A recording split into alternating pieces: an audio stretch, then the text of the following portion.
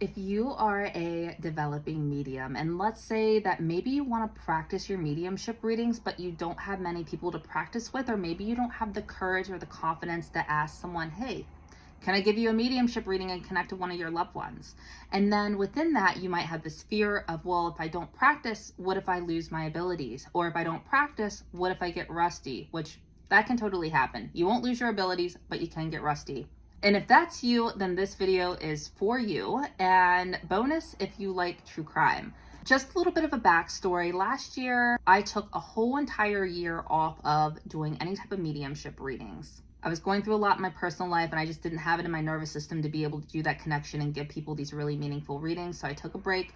This year I got back into it and holy crap, was I ever rusty. So one of the practices that I did was I would turn on my favorite true crime show, and at the beginning, I would only allow them to tell me just the name, and then I would pause it.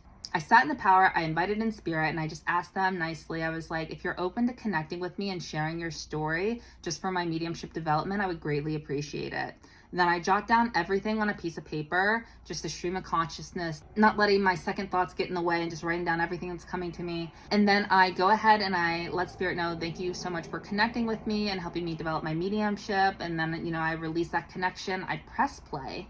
And then I allow the whole video to play as I check off everything that was accurate within what I wrote down.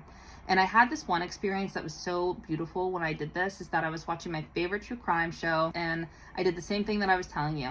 I paused it in the very beginning after I got the person's name. I sat in the power, invited in spirit, wrote down everything. And the one thing that I wrote down there that I remembered was belt.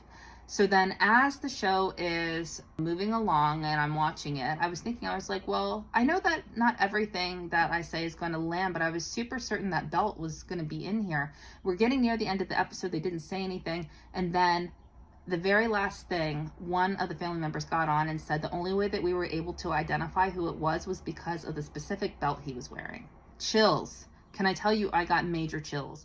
So if you ever feel like you don't have enough people to practice with, or you fear of getting rusty or anything like that, I really want you to just try to find very creative ways to be able to practice your mediumship. It doesn't always have to be with another person, but just find ways that you can connect with spirit and bring through that information. All right, so I hope this was helpful and I hope you try it and I hope you have fun with it.